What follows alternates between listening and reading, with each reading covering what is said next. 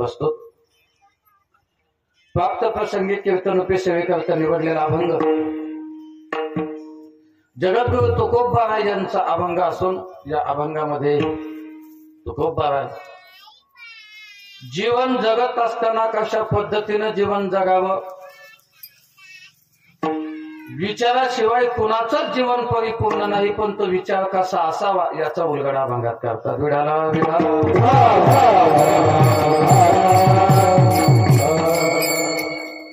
मी मुद्दाम बोललो बरं. विचाराशिवाय कुणाचंच जीवन पूर्ण नाही. अगदी त्याला कळायला लागल्यापासून ते मरेपर्यंत विचार त्याची पाठ सोडत नाही. मी याच्या पुढे जाऊन सांगेन. मला असं वाटतं जन्माला आल्या आल्या सुद्धा त्याच्या मनात काहीतरी विचार असतीलच. बिना विचाराचा बालक सुद्धा तो सुद्धा विचार करतो, मला भूक लागली पण बोलता येत नाही. मला आईनं जवळ घेतलं पाहिजे पण मला म्हणता येत नाही, आई मला जवळ घे. मग तो विचार करत असेल की कशाने आई जवळ घे, काय करू मी, हातपाय हलवू का, नेमका काय करू. आणि मग त्याला विचार आणि ते लक्षात येतं की बहुतेक आपण रडल्याच्या नंतर आपल्याला आई जवळ घे. आणि म्हणून मुलगा रडतो. मुलगा रडला आणि एकदा का आईनं जवळ घेतलं की त्याला लक्षात येतं की आपला विचार फिट बसला. कळत नाही तेव्हापासून माणसाच्या मनात विचार आहे. पण तुकोबा फार सुंदर बोलतात, विचाराशिवाय माणसाचं जीवन पूर्ण नाही, पण कुठल्या विचारानं जीवन पूर्ण होईल तो विचार आपल्या विचारात असावा. विढाला विढाला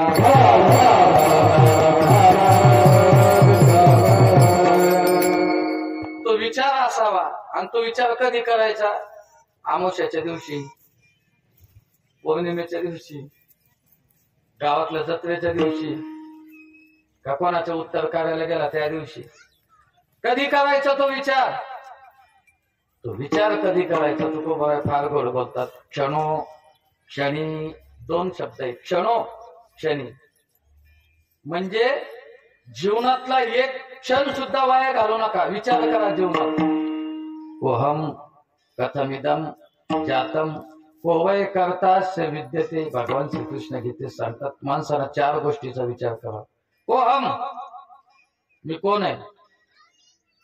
गावाचा पाटील आहे, सरपंच आहे, सदस्य आहे, शेतकरी आहे, गायक आहे, वादक आहे, कीर्तनकार आहे, आमदार आहे, खासदार आहे, जिल्हा परिषदचा गटनेता आहे. कोण आहे आपण, त्याला तो विचार करावा. एक कोहम कथमिदम, कुठून आलो, आलो कुठून, आला शिकवण्या वाटा, बारे जा शिकवण्या देशा.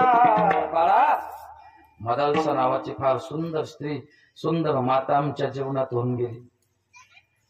आणि तिनं आपल्या मुलाला पाळण्यात टाकावं आणि पाळण्यात टाकलेल्या पोराला तिला झोका द्यावा. झोका देताना तिला सांगावं, बाळा विचार करून जीवन जग, विचार करून जीवन जग. तू एका राजाच्या घरात जन्माला आलेला आहे, तुला सुख सोयी आम्हा भेटणार आहे. तुला जिथे रुपयाची अपेक्षा असणार आहे ना बाळा, तिथं तुला 10 रुपये भेटणार आहे. पण विचार कर, ते 10 रुपये घेऊन जर त्या जीवनाला डाग लागला तर तुला पतनाकडे जावं लागेल. विचार कर. आला शिकवण्या वाटा, कुठून आला तुला माहितीये का. तुझा येण्याचा मार्ग इतका संकुचित आहे, तुझा येण्याचा मार्ग इतका कठीण आहे, इतका कठीण आहे. किती कठीण आहे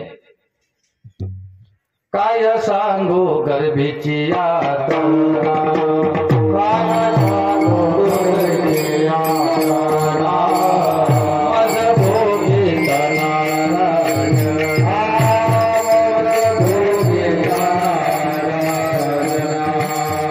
माणूस मळे मोठं जाना,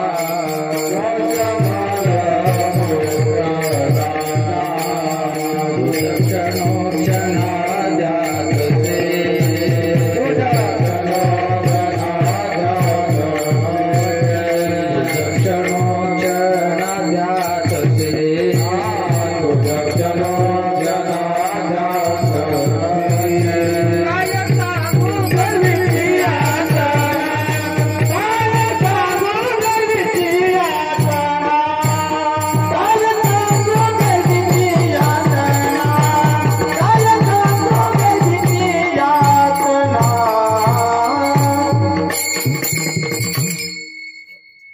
वाटतं महाराज तुमच्यासारखं म्हणावं. काय रोजचे कार्यक्रम चालू आहे, घसा बसलेला आहे. पण जाता जाता सांगेल, आपण ज्या वाटेनं आलो ती वाट इतकी सोपी नाही हो दादा. विडाला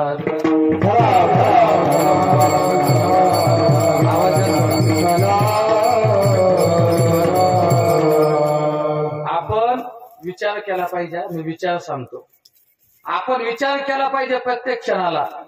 कोहम कथविदम जातम आणि कोवय करता विद्यते. आपण आलो ना ती वाट लय चांगली नाही बा, लय चांगली नाही ती वाट. ती वाट कशी आहे, त्या वाटानं आता लोक जे जे आले इतके शिनले महाराज, इतके शिनले की जन्माला यायची सुद्धा त्यांची ताकद झाली नाही. ब्राह्मणाचे पोर एक खेळासी घाले, ब्राह्मणाचे पोर एक खेळासी घाले. वेळ होऊन जाईन आपल्याला. ते 12 वर्ष लपाले रे.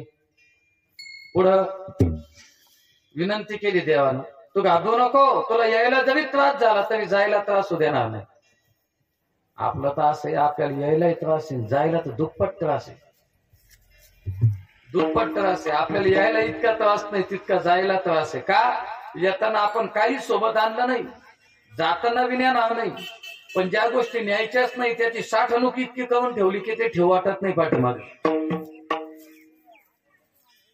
बंगला न्यायचा होता का? निश्चित न्यायचा नव्हता, पण कर्ज काढून स्लॅब टाकला.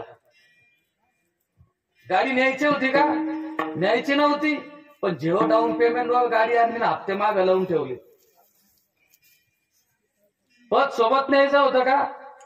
पण 4-4 लाख रुपये घातले, मग मी जवळच्या माणसाने धोका द्याला नाही ना. झोपा आल्या वर्ष 4-4 लाख रुपये घालून बी पडले ना. हे न्यायचं नव्हतं सोबत काहीच, पण हाऊ सुटली का? नाही. म्हणून आपला येण्याचा मार्ग, येण्याची जी वाट आहे ना बाबा, ती फार कठीण आहे.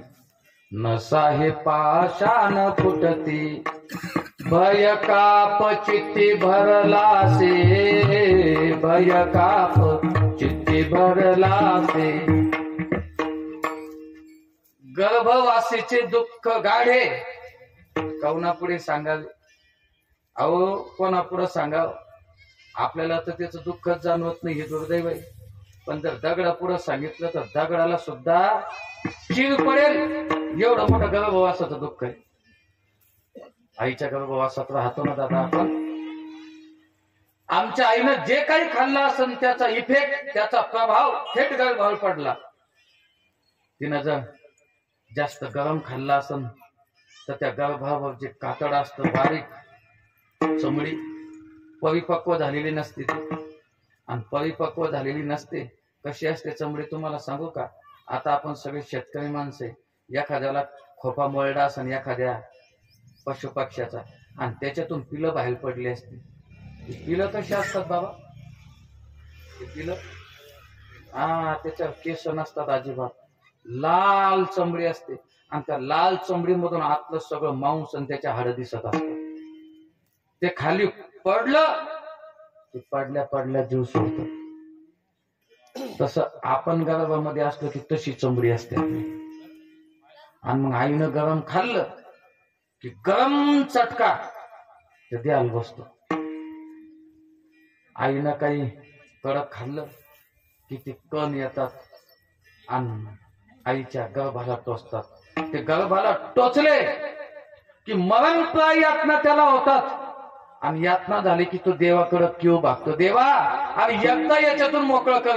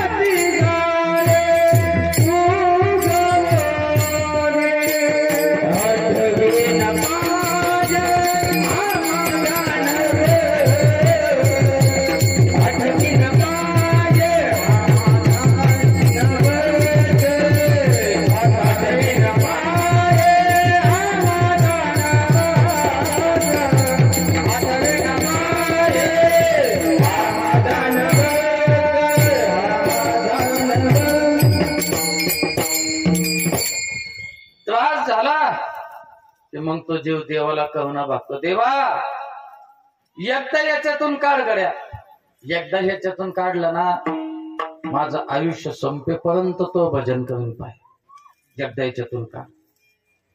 देवाला पटलं नाही पहिले. देव म्हणला तो भरोसा नाही मला, मी तुला बाहेर काढलं पण तुम्हाला विसरणार हे मला माहिती का.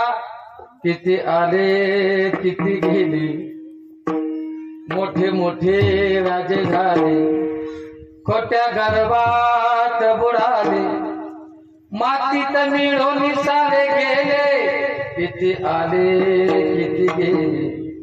मला माहिती राजा, या मातीचा संपर्क ज्याला ज्याला आला त्यानं माझ्याशी बेमानीच केली.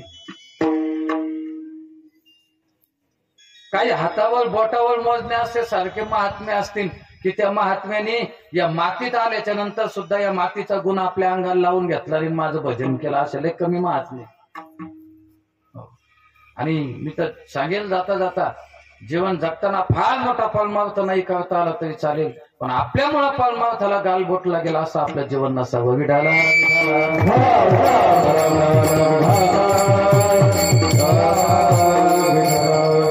मग तो केव भागतो आणि त्यांना केव भागली की मग देव सांगतो ठीक आहे भाऊ अनुभव घेऊन एकदा, आणि मग देव त्याला मुक्त करतो. दुरितांचे जाळे म्हणजे प्रारब्ध कर्म, जे बाजूला सार देवान मला बाजूला काढ, मग देव त्याला काढतो. बाहेरची हवा लागते आणि बाहेरच्या हवा लागते. डॉक्टरने एकदा उलट केलं, जेवढं त्याच्या पोटात होतं तेवढं उलट तोंडाने निघून जात त्याच. त्याने एकदा रडायला केला की बाहेरची हवा तोंडात गेली की आतून काय विचार करून आलता तो विचारच संपून गेला त्याच्या जीवनातला. आणि मग तो रडायला लागतो, कोहम कोहम, कोण तू, कोण मला बाहेर काढलं, हे तर माझा प्रारब्ध आहे, मला तर जन्माला येणंच होतं. देव म्हणला का रे इतक्यात बदलला, अजून तर 100 जायचे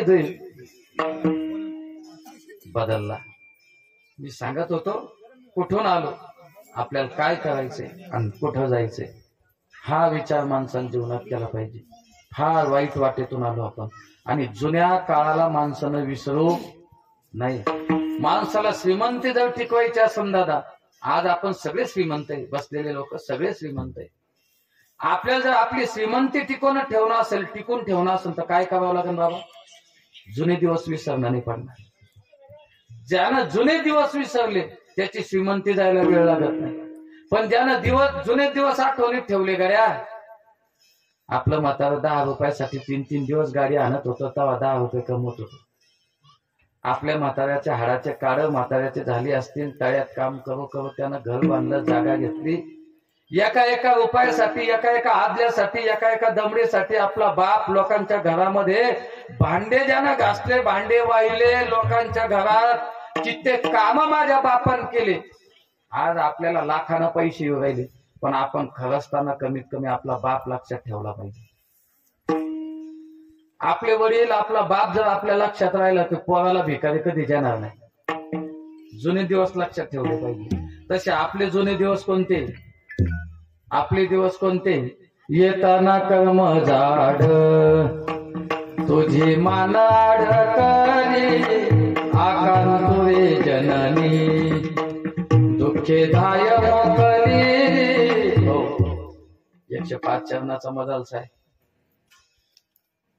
आपले जुने दिवस, आपण जेव्हा जन्माला आलो तेव्हा आपलं कर्म जाड, कर्म खराब होतं. येताना आईच्या गर्भातून बाहेर येत असताना आपली मान अडकली, आकांतुरे जननी, त्या आईला इतकं दुःख झाले, इतक्या प्रचंड वेदना झाल्या की तिला मरावंसं वाटलं.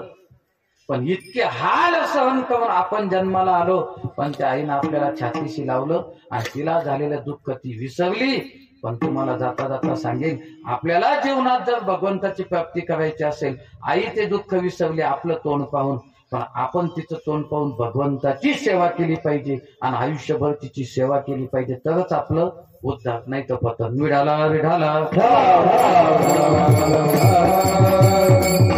हा विचार माणसाच्या जीवनात करायचा आहे. मला काय करायचंय, मी जन्माला आलो, एवढं दुःख भोगून जन्माला आलो, काय करायचंय मला, लोकांचे बंधारे कापायचे का लोकांच्या रातच्या गाड्यातलं पेट्रोल काढणे, नेमकं काय करणं आहे, लोकांचं जमवणं आहे का मोडणं आहे, हा विचार माणसानं केला पाहिजे. माणसानं काय करावं जीवनात येऊन, फार काही नाही केलं तरी चालेल, पण एक गोष्ट केली पाहिजे. सच्चिदानंद पदवी घेणे आयुष्याच्या साधने. आयुष्य साधन आहे आणि साध्य भगवान परमात्मा आहे. आणि भगवान परमात्मा कसा भेटेल याचाच विचार माणसानं जीवनभर केला पाहिजे. क्षणोक्षणा हाची कोणता देव भेटणार. महाराज करता येईल ना विचार. आता शिकतो कोणाचं 30 चालू आहे, कोणाचं 40 आहे, कोणाचं 60 आहे, कोणाचं 70 आहे, कोणाचं 25 आहे, कोणाचं 10 आहे वय. अजून लय आयुष्य पडलं महाराज आम्हाला चिंतन करायला. इतक्या लवकर काय करायचे देवाची भक्ती करायची. त्यावेळेस तुकोबाबाई म्हणले, अरे इतक्या लवकर तुला वाटतं, पण तुझ्या माहितीच तो सांगतो. नाशिवंत देह जाणार सकळ, आयुष्य खातो काळ सावधान. तुझा देह जाणार आहे, कधी जाणार आहे सांगता येईल का? सांगता येईल का? कोणी असं पत्रिका पाठवता का, पुढच्या महिन्यात ह्या तारखेला मी जाणार आहे, तुम्ही उपस्थित राहा? नाही, पत्रिका येणार बी नाही. बरं, अंत्यविधीला या म्हणणारे मागचे लोक असतात का जाणारा माणूस असतो फोनवर? हा, नाही लक्षात येत का तुमच्या?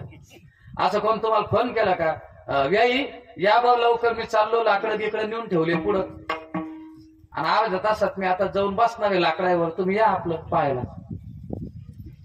हा, त्याला सांगण्यासाठी वेळ सुद्धा ग्रास गेले सत्ता हाती नाही.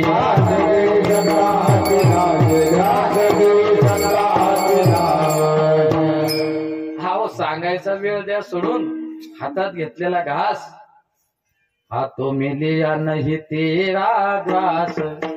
अरे हातात घास घेतला तर तोंडात टाकोस तर वेळ आहे, पण चावलेला घास अन्ननलिकेत जाऊ द्यायचा का तोंडातून बाहेर टाकायचा, एवढी सुद्धा ताकद आपली नाही. ही जर ताकद कोणाची, त्याला देवास ताकद म्हणतात. आणि देव म्हणून तुकोबा सांगतात, या देहावर फार भरोसा ठेवू नका. हा देह एक दिवस जाणार आहे, आणि कधी जाणार हे तुम्हाला सांगून जाणार नाही. म्हणून आज करू उद्या करू असं करू नका. आहे जिथे तिथं बसल्या बसल्या लगेच. माऊली ज्ञानोबा फार सुंदर सांगतात, म्हणून झडझडून वहिला निघ. या झडझडून शब्दाचा अर्थ आमच्या आदरणीय राऊत बाबा सांगायचे. हे झडझडून म्हणजे असंही म्हटले की तुम्हाला करंट लागल्यावर किती वेळानं हात झटकता तुम्ही? हा, 3 पीसचा आकडा टाकायला गेले, वरती आकडे टाकले खाली लक्षातच नाही की जॉईंटवर पाय म्हणून आकडा टाकल्यानं करंट बसला, मग 2-5 मिनिटांना पाय बाजूला काढला. असं होतं का? किती वेळात काढतो? अहो तिकडं आकडा टच झाला की लगेच पाय बाजूला काढतो झटका बसल्या बसल्या. तसं माणसानं संसारातून बाजूला निघा. झडझडून शब्दाचा अर्थ आहे. झडझडून म्हणजे जसं करंट लागल्यावर माणूस कोणी म्हणायच्या आत हात बाजूला घेतो, तसं संसारात पोरांनी हाकलून दिल्याच्या आत परमार्थ करणं याला झडझडून म्हणतात. विठाला विठाला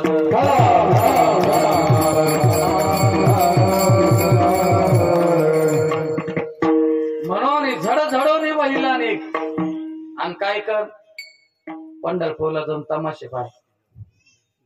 हा, माऊली ज्ञानोबा फार सूचक वक्तव्य करतात. म्हणून झडझडून वहिला निघ. कारण ज्ञानोबांना माहित होतं की दिंडीत जरी गेलं तरी बिड्या फुकत.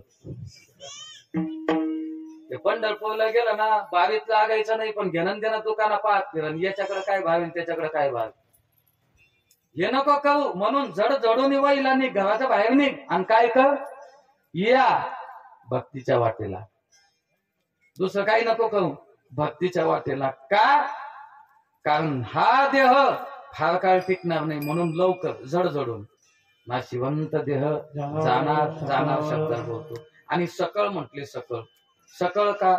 हा देह सगळं जाणार आहे, राहणार काहीच नाही. असं झालं का? नाही नाही बा, तुमचे पाय जरा चांगले, पाय काही खराब झाले नाही, पाय गाऊ द्या 2-3 दिवस, माग पाय पाठवतो नंतर. असं झालं कधी? सकळ हात बी जाणार आहे, पाय बी जाणार आहे. एवढंच काय, तुमच्या अंतःकरणामध्ये असलेल्या 4 वृत्ती मन बुद्धी चित्त आणि अहंकार या सुद्धा जाणारे म्हणून सकल. थोडे फार सुंदर बोलतात महाराज. मग काय करावं हे जाणारे तर काय करावं तुकोबा सांगतात. संत समागमी धरावी आवडी करावी तातडी परमार्थाची. अरे बाबा संत संगती कर, एखाद्या साधूची संगती कर, एखाद्या मोठ्या महात्म्याचं ऐक्याचं श्रवण घडलं तर न जाणो तुझ्या जीवनामध्ये भक्तीची गंगा वाहील आणि भक्तीची गंगा त्या गंगेत स्नान केल्याच्या नंतर तुझा उद्धार झाल्याशिवाय राहत नाही. म्हणून संत समागमी. महाराज समागमी नाही बरं. आमचे गुरुजी फार गोड बोलायचे. कलियुगामध्ये फार महाराज झाले पण महाराज समागमी धरावी आवडी असं तुकोबा बोलले नाहीत. का नाही बोलले? कारण ते नीट राहतीनच याचा भरोसा नाही. विडाला विडाला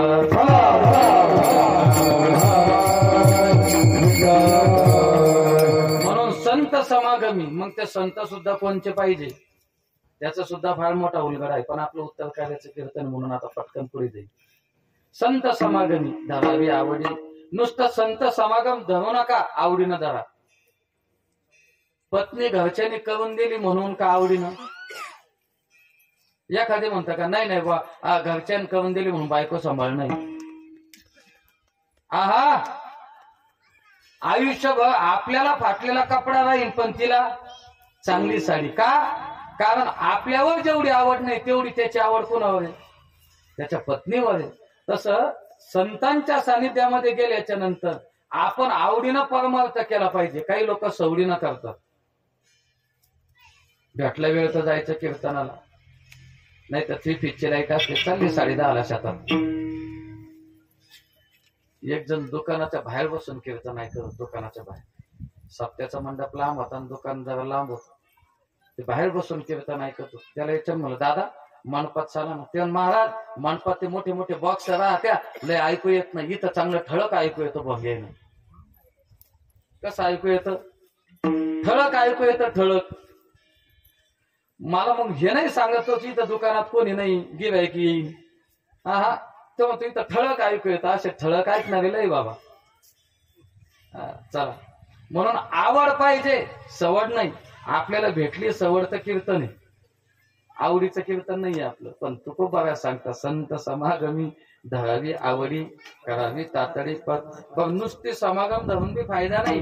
काहींना समागम प्राप्त झाला पण परमार्थ करता आला नाही. बिभीषणाला देवाचं सानिध्य प्राप्त झालं. देवाचं सानिध्य प्राप्त झालं. रामायणामध्ये जे मंडळी ऐकायला होते ते तुलसीदासांना म्हणायला लागले महाराज काय तुलसीदास काय महाराज त्या बिभीषणाचं भाग्य. अहो एका राक्षसाच्या कुळामध्ये ज्याचा भाऊ राक्षस आहे, कुळ ब्राह्मणाचा आहे तसं विश्वावसूंचं, पण 2 भाऊ राक्षस आहे. सगळी नगरी राक्षसाची आहे. आणि एवढ्या नगरीमध्ये राक्षसाच्या नगरीमध्ये राहून सुद्धा त्याला कशाची आवड आहे? रामाची आवड आहे.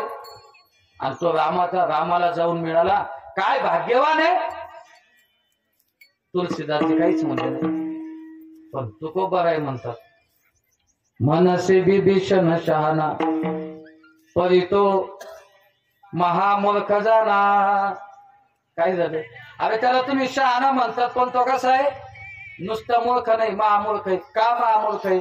अहो रामाच्या पार्टीत आला पण राम नाम घेऊन उद्धार करायचं सोडून दिला, लंकेचं राज्य घेऊन बसला. विठाला विठाला.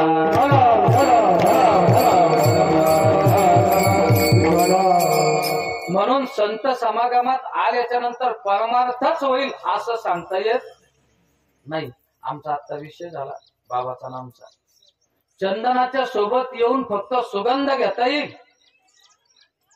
चंदनाचं झाड जर असलं ना आपल्या आसपास, सांगू नका कोणाला असलं इथं, पण जर असलंच बाजूला असलेली येडीबाभोळ जरी असली मोठ्या मोठ्या काट्याची, तिला तिचा सुगंध प्राप्त होईल. पण काटे गळून पडतील का?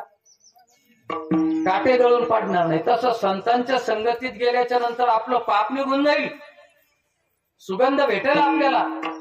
पण आपल्या जीवनातलं पाप आडवं येणार नाही, सांगता येत. आणि तसं जर असतं तर विसोबा खेचराला ज्ञानोबांचा स्पर्श झाला तर पुन्हा मुक्ताईचं मडकं फोडायची गरज पडलीच नसती. म्हणजे संत समागमी आल्याच्या नंतर सुद्धा परमार्थ होईल असं नाही, म्हणून तुकोबा सूचक वक्तव्य करतात. परमार्थ आवडीनं परमार्थ त्यांच्या संगतीत करायचा. काही लोक तुकोबांना म्हणले, महाराज काय गरज आहे कीर्तन ऐकायची, भजन करायची, टाळा वाजवायची, काय गरज आहे मंडपामध्ये बसायचं एवढं उन्हातानाचं, काय गरज आहे आम्हाला? अहो आमच्या घरामध्ये 25,000चा एसी बसवलेला आहे, आमच्या घरामध्ये मोठा टीव्ही आहे, एसीच्या रूम मध्ये बसून आम्ही आनंदाने एखादं पिक्चर पाहू शकतो, काय गरज आहे कीर्तन ऐकायची? त्यावेळेस तुकोबा फार सुंदर बोलतात, अरे या मृत्यू लोकातल्या जेवढ्या काही वस्तू आहे त्या वस्तू एक दिवस संपणार आहे, आणि त्या गोष्टीचा धूर कळतो ना तुम्हाला, संपत्तीचा धूर, पदाचा धूर, हा धूर तुमच्या डोळ्यात जाऊ देऊ नका. कारण असं आहे, जर चुलीतला धूर डोळ्यात गेला की समोर पडलेली चपाती सुद्धा माणसाला दिसत नाही. तसं संपत्तीचा, पदाचा, प्रतिष्ठेचा धूर जर तुमच्या डोळ्यात गेला तर तो तुमच्या पतनाला कारणीभूत होऊ शकतो. तुका म्हणे यह लोकीच्या व्यवहारी, आणि नका डोळे डोळे भरून राहू. विठाला विठाला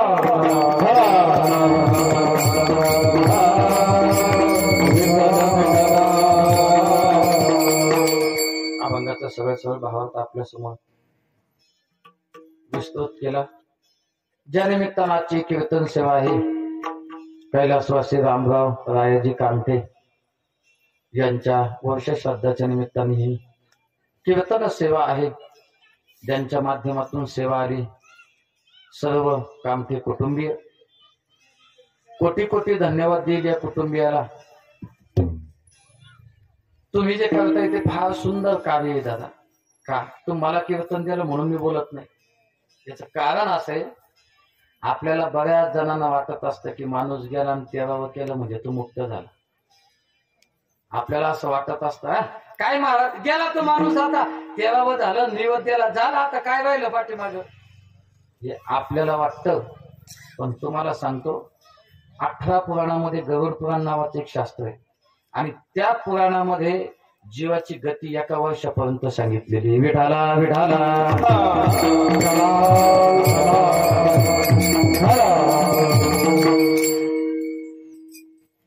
पुढे संचित जाईल ग्वाही, तुका म्हणे तयम आज्ञा, तुका म्हणे तयम आज्ञा, मग तेथे न चले काही, सत्ता संपदा राहील ठाईच्या ठाई. गोड चिंतन आहे महाराज. एकदा का माणसाचं आयुष्य संपलं की मग तो अशा मुठी आवळतो. कशासाठी बाबा, कशासाठी? तो मुठी आवळतो.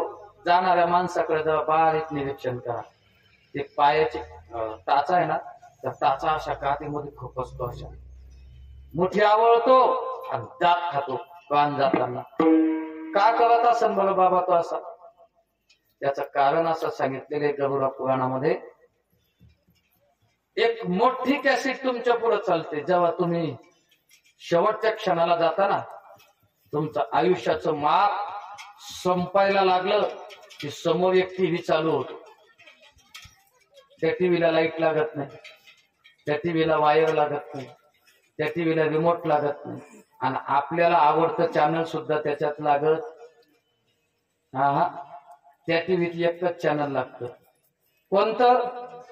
केले कर्म झाले त्याची भोगाले, केले कर्म झाले त्याची भोगाले, कर्म झाले त्याची भोगाले, केले कर्म झाले त्याची भोगाले.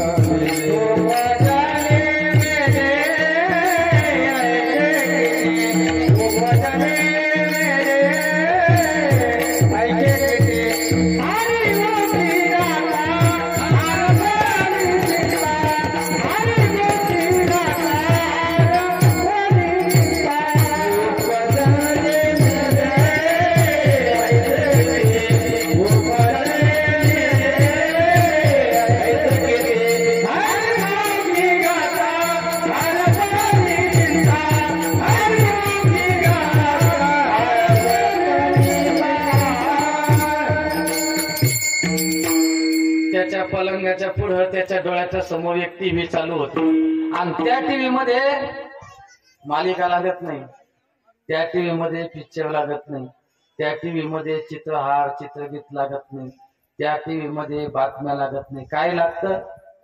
केले कर्म झाले, जे जे कर्म केले ते त्या टीव्हीत दाखवतो. कोण?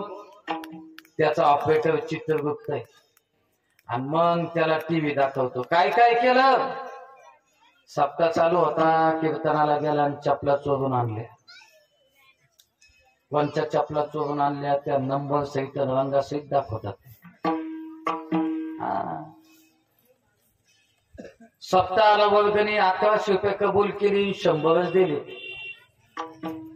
त्याला असं वाटतं कोणालाच माहित नाही, पण त्याची नोंद तिथं झालेली. मग त्याला ते दाखवलं जातं. खोटं बोलला तू. त्या शेजाऱ्याचं लग्न जमत होतं, तुला फोन आला रातचा 11:30 वाजता. उद्या आम्ही तुमच्या शेजारी पोरगी पाहायला येऊ राहिलो. त्यानं सांगितलं, तिला पाहायला येऊ राहील तुम्ही? पहा बा तुमचं तुम्ही. काय म्हणला तो? पहा बा तुमचं तुम्ही. मोकळा म्हणला असतं, या चांगलं येतं, काय अडचण होती. पण इतकाच बोलला फक्त, पहा बा तुमचं तुम्ही. समोरच्यानं विचार केला तर शेजारी असा म्हणतो तर जाणं चांगलं नाही. त्याला ते तिथं दिसतं एकाचं तर लग्न मोडलं होतं. आणि तुम्हाला जाता जाता सांगू का, आपल्याला काहीच माहित नाही. आपण किती आनंदानं वागा, किती मजेनं वागा, किती पेढे खा, किती पार्ट्या करा, किती धाब्यावर बसा, आपल्या गावातला कोणालाच माहित होणार नाही. पण एका माणसाला माहित होतं. न सांगता तुम्हा कळो येते अंतर, न सांगता तुम्हा येते कळो अंतर.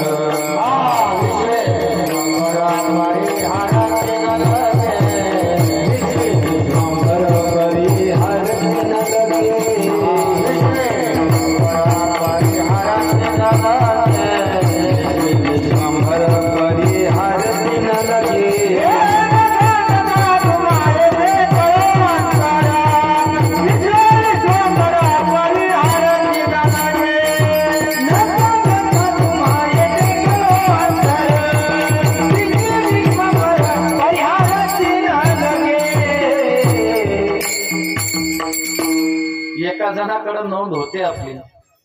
न सांगता तुम्हा कळो येते अंतर, विश्वी विश्वंभर परिहार चिन लगे. तिथं तुम्हाला परिहार द्यायची गरज पडत नाही, त्याला सगळं कळतं. मी शास्त्र सांगतो बरं, मी माझ्या मनानं सांगतो. तुम्हाला जर असं वाटत असेल तर 2 मिनिटात एक रामायणातली थोडासा कथेला स्पर्श करून जातो. काल रामजन्म साजरा केला ना आपण. दशरथजी राम राम म्हणतात. राम राम कही राम राम, राम कही राम. तुलसीदासजी सुंदर चिंतन करतात. दशरथजीचं चिंतन चाललंय, राम राम राम. डोळे मिटलेले. आता काही क्षणात जीव जाणारे. भरत आणि शत्रुघ्न मामाकडं, राम आणि लक्ष्मण शरयू नदीच्या पलीकडं म्हणजेच वनवासात. आणि दशरथासारखा समुद्र वलयांकित राज्या. समुद्र वलयांकित म्हणजे कळतं ना, मोदी साहेब फक्त एका तुकड्याचे प्रधानमंत्री, पण असे अनेक देश, अनेक देशाचे प्रधानमंत्री. पण समुद्र वलयांकित राज्य कशाला म्हणतात?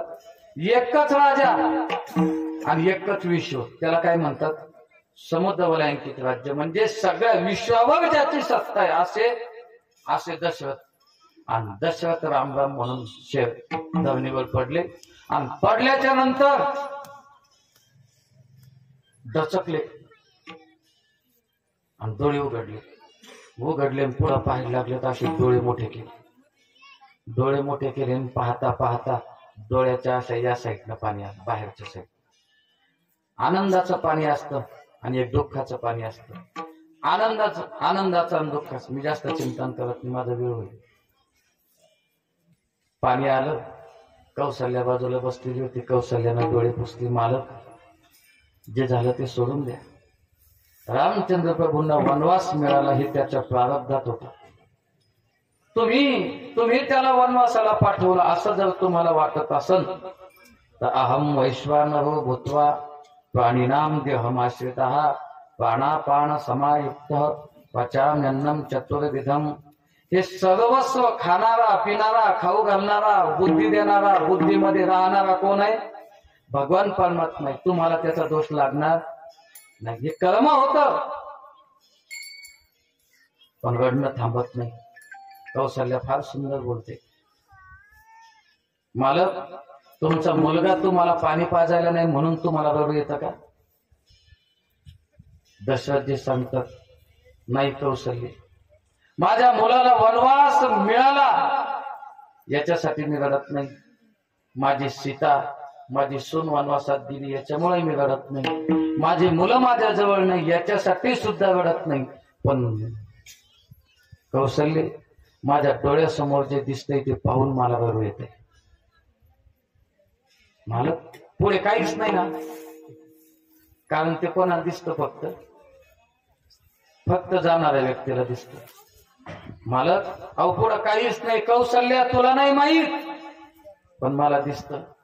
एक अंध माता पित्याचा एक मुलगा तीर्थयात्रा करतोय, तीर्थयात्रा करत असताना आपल्या सीमेमध्ये एका वडाच्या झाडाखाली त्यानं ती कावड ठेवली। आईनं सांगितलं बाळा पाणी पाजतो का रे? मातृपितृ भक्त होता तो, त्यानं पटकन भोपळा हातात घेतला, मा 2 मिनिटात पाणी आणतो बसा तुम्ही।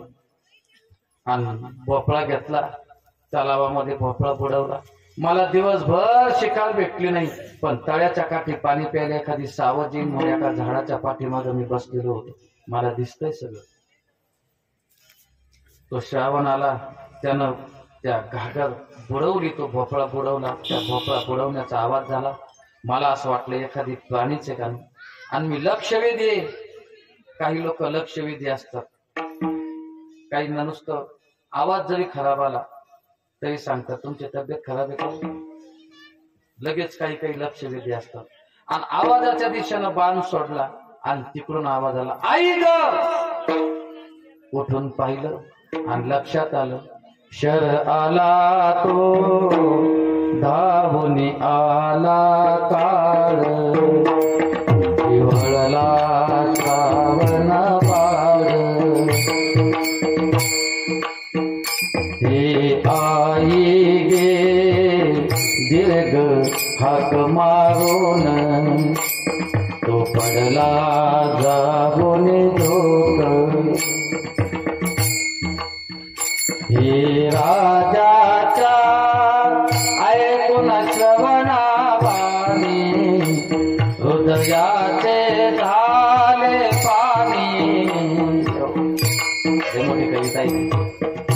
लक्षात आलं कोणीतरी पोरगा माझ्या हातून बाण लागला, त्याच्या जवळ गेलो, त्याचं मुंडकं उशाला घेतलं, बाळा कोण आहे रे तो? हे कुठं दिसतंय त्याला? दशरथानं कोणाला सांगितलं नव्हतं बघा आतापर्यंत, पण त्याला समोर त्या भिंतीवर दिसतंय, तो कौशल्याला सांगतो, कौशल्या त्याचं मुंडकं मी माझ्या मांडीवर घेतलं ग, आणि त्याच्या डोळ्यात पाणी आलं। मी त्याला विचारलं बाळा मी पापी आहे रे, मी फार मोठा पापी की तुझा जीव मी घेतोय, पण त्या श्रावणानं सांगितलं बाबा मला दुःख या गोष्टीचं नाही की आता मला जिवंत राहावं लागणार नाही, मला दुःख या गोष्टीचं आहे की मला पाणी माझ्या आई वडिलांना पाजता येणार नाही। काय सेवा आहे महाराज जीवनात? स्वतःचा जीव गेला तरी चालतो पण माझे आई वडील बिना पाण्याचे राहिले नाही पाहिजे, या मताचा श्रावण होता हो। आताचा श्रावण सांगत नाही। आणि बाळा कोण आहे तू? बाबा मी श्रावण आहे हो। कुठे चालला बाळा? बाबा आई वडिलांची सेवा करण्यासाठी तीर्थयात्रेला चाललो होतो, आईला तहान लागली, वडिलांना तहान लागली म्हणून पाणी घ्यायला आलो होतो, घात झाला बाबा माझा, पण मी मेलो तरी चालतो पहा, पण माझे आई वडील बिना पाण्याचे राहिले नाही पाहिजे।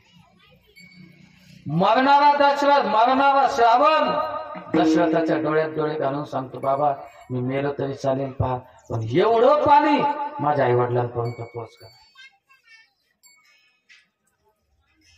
ते भोपळा घेतला, देह गेला, त्याचा देह संपला, पाण्याच्या बाहेर तो देह काढून ठेवला। ते पाणी घेऊन तो कौशल्याला सांगतोय, मी ते पाणी घेतलं कौशल्य हातात आणि श्रावण बाळाच्या वृद्ध मात्या पित्याकडे गेलो. अंध डोळे, एक टक्का सुद्धा आई वडिलांना दिसत नाही. मी गेलो, माझ्या पायाचा आवाज झाला आणि श्रावण बाळाच्या आईनं मला विचारलं, बाळा, आई वडिलांचं हृदय किती विशाल असतं सांगू. तुम्ही आईला जेवायला आवाज दे. मा, चाल ना जेवायला. आईचा पहिला शब्द काय असतो मामा? बाळा, तू जेवला का हो? ती पहिल्यांदा विचारते तू जेवला का, आणि मग ती जेवायला आतमध्ये जाते.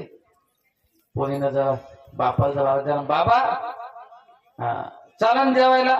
बरं, तू जेवला भाऊ? नाही तर चल आपण दोघे बसून घेऊ. बाप पोरगा जेवल्याशिवाय, आई पोरगा जेवल्याशिवाय कधीच जेवणार नाही. आणि ती जेवली बी असेल तर दोनदा फोन केला असेल, भाऊ जेवायच्या वेळेला येतो ना गे लवकर. ज्याच्या जीवनात आई बाप आहे ना महाराज, त्यानं कितीतरी भाग्यवान माणसं येते. ज्याच्या जीवनातले आई वडील गेले ना बा, त्याच्यासारखा अभागी या जगात कोणी नाही. विठाला विठाला.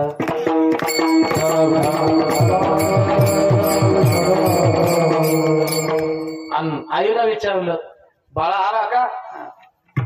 पाणी, तू पाणी पिलं का?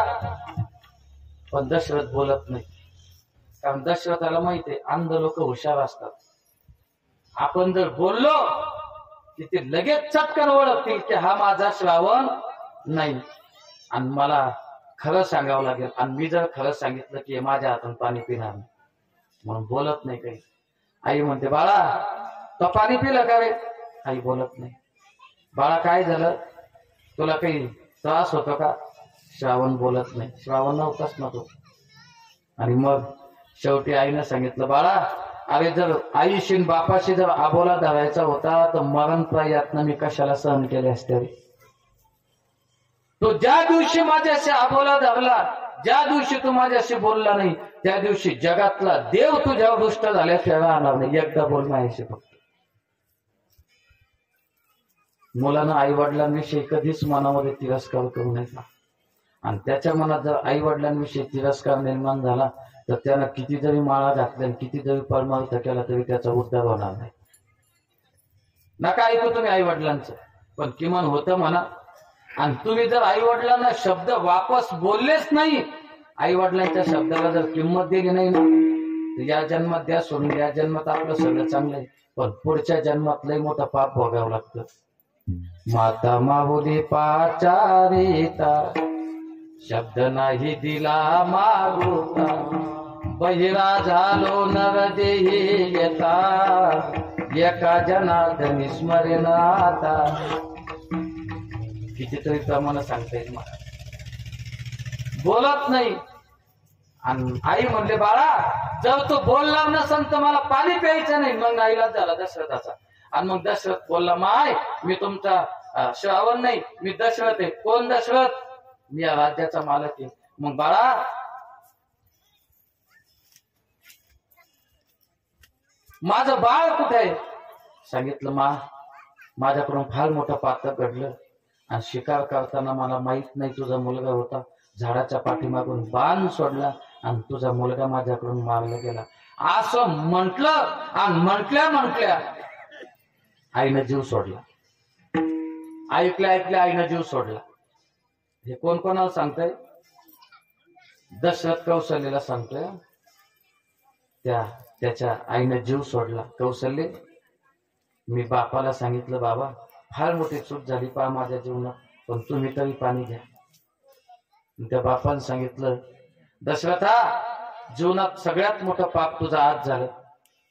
तू कोण आहे मला माहित नाही, तुझं प्रारब्ध काय मला माहित नाही, पण तुला शाप देतो. तुला 4 पोरं होतील, 4. पण आम्हाला पाणी पाजायला जसा एक बी जवळ ठेवला नाही तो, तसा तुझा एकही जवळ राहणार नाही. 4 असून 4 पुत्र राजा दशरथा, अंतकाळी एकही नवता, अंतकाळी एकही नवता. आणि दशरथजी रडून सांगायला लागले, कौशल्य माझ्या जीवनातलं सगळ्यात मोठं पाप राम वनवासाला गेला, हे त्याचं प्रारब्ध. असं नाही, हे प्रारब्ध कोणाचं आहे? हे माझं प्रारब्ध आहे. मी केलेल्या पापाचा वाटेकरी रामाला व्हावं लागलं आणि मला मरताना माझा राम जवळ नाही हे त्याला एका चित्रपटावर दिसत होतं, एका टीव्ही मध्ये दिसत होतं. तसं आपल्याला सुद्धा दिसणार आहे. पण त्यावेळेस आपल्याला चुकीचं काही दिसलं नाही पाहिजे. कीर्तन केलेलं, अखंड हरिनाम सप्ताहामध्ये कीर्तन ऐकलेले, जप केलेला, कोणाला दान दिलेलं, जेव घातलेलं दिसलं पाहिजे. याच्यासाठी जीवनामध्ये एकच विचार करा, अभंगाचं पहिलं चरण.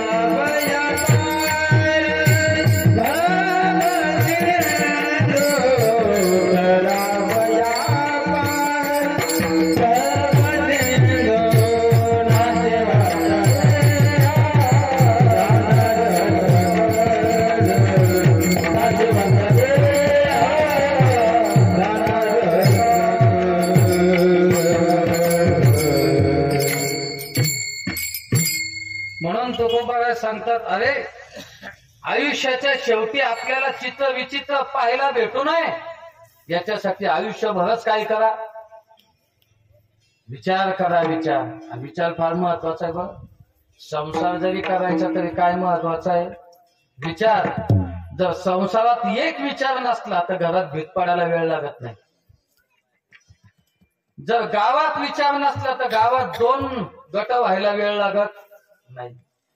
जर राष्ट्रात एक विचार नसला तर एका राष्ट्रात 2 भाग व्हायला वेळ लागत नाही. विचार फार महत्वाचा आहे.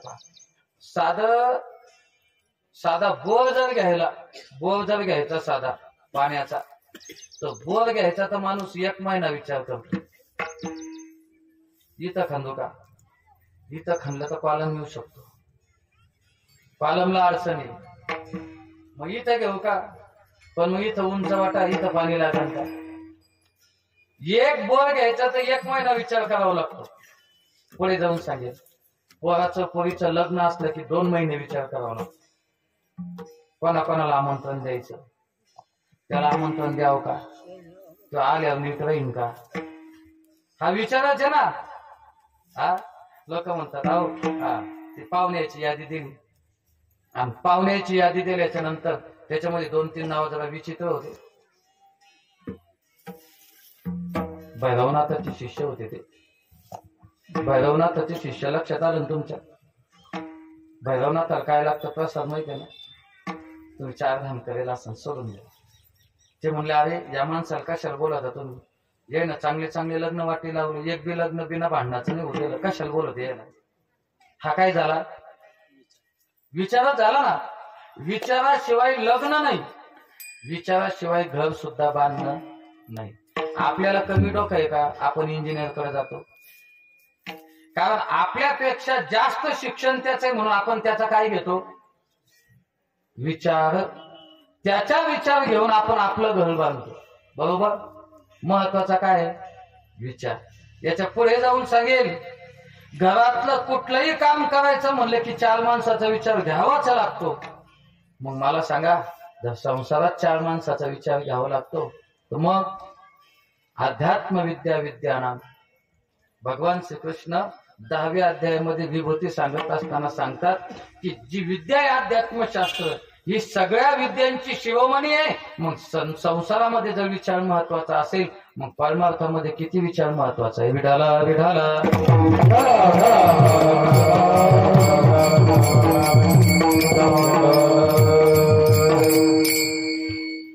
विचार फार महत्वाचा आहे. का माणसानं विचार करा. मी सुरुवातीला बोललो, मौलिक ज्ञानोबा अगदी साध्या भाषेत सांगतात, आहे मी हा कोण करावा विचार, आहे मी हा कोण करावा विचार, ज्ञानेश्वर निवृत्तीचा,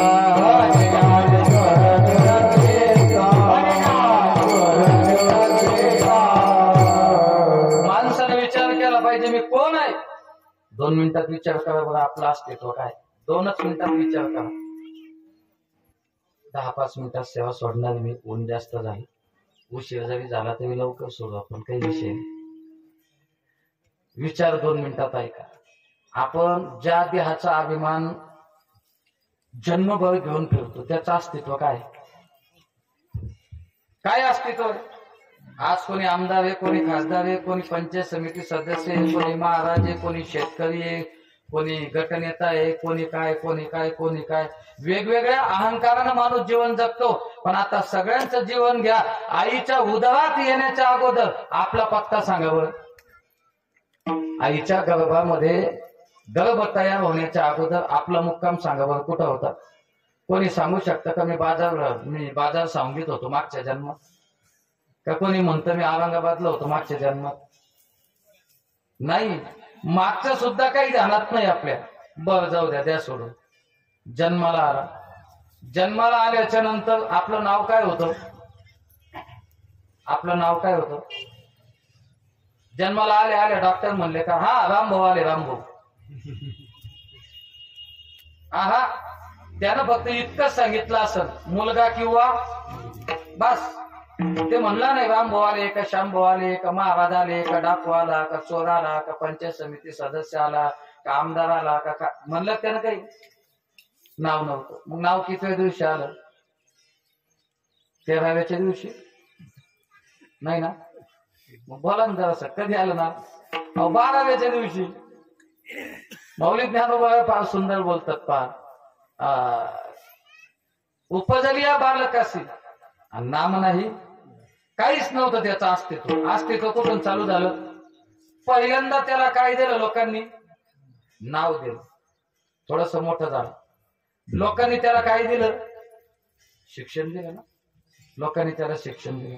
अजून मोठा झाला, नोकरी सुद्धा लोकांनीच दिली. अजून पुढे चला, लग्नासाठी मुलगी सुद्धा का आपल्या कुळातली चालती, ती सुद्धा लोकांनीच दिली. मुलं त्याला मुलं झाले, त्याचे मुलं मोठे झाले, त्याला घर बांधायला पैसा सुद्धा त्याला काम केलं असेल, पण पैसा कोण द्याला, लोकांनीच द्याला ना.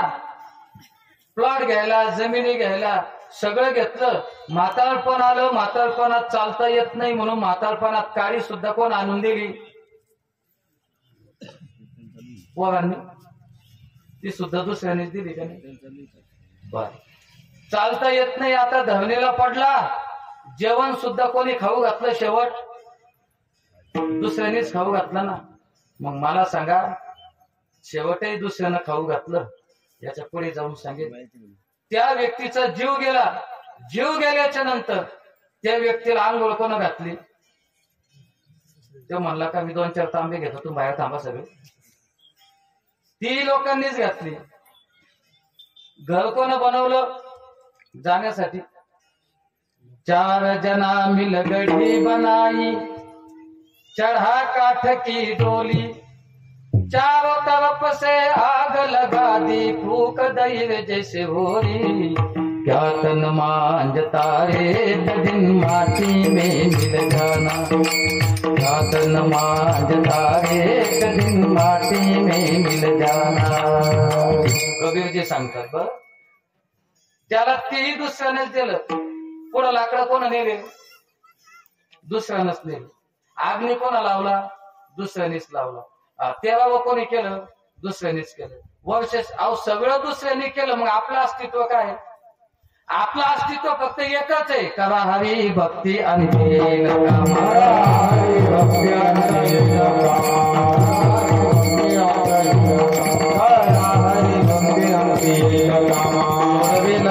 पासून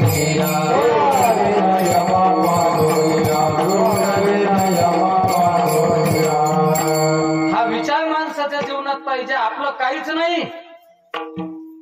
तुकोबाराय अजून एका अभंगाच्या माध्यमातून सांगतात पहा.